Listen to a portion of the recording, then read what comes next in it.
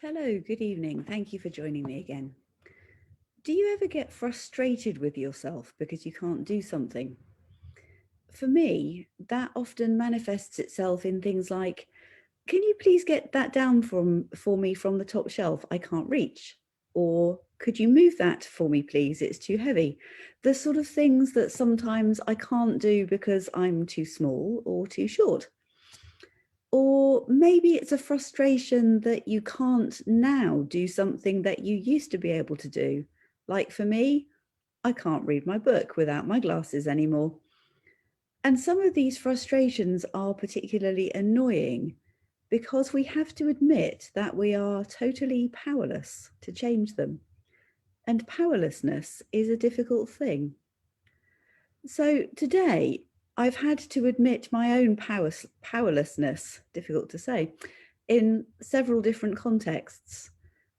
One was indeed not being able to reach something from the top shelf. One was with somebody who expressed their needs to me very clearly, but I was powerless to do anything about it.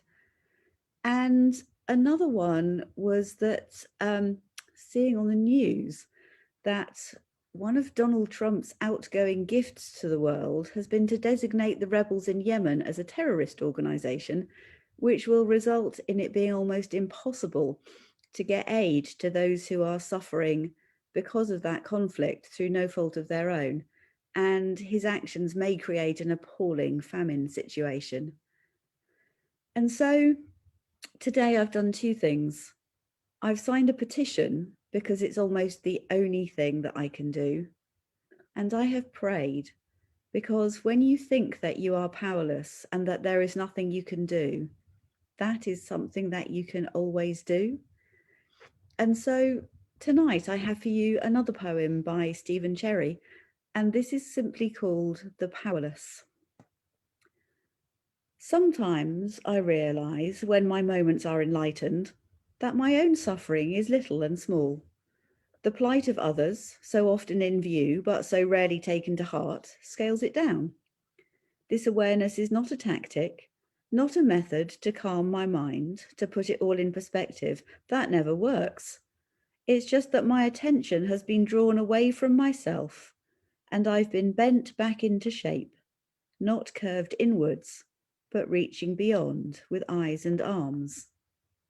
And now another phase, another challenge, in fact, another agony, the suffering that I will never see, never know, because it's hidden, the screams that no one will hear because they are stifled or yowled into thick, disinterested walls. This hidden suffering fills my prayer this day. It is my concern, my active distress.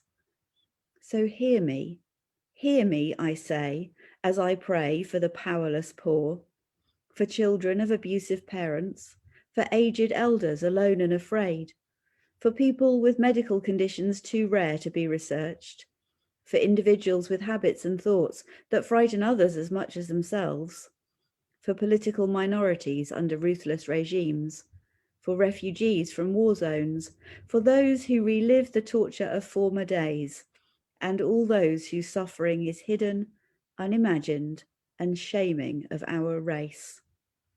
Give them peace, bless them with hope, free them from oppression, guide them into your place of joy, and bind us in the solidarity of your loving will with the one who escaped hidden suffering, only to be publicly shamed for the healing of all.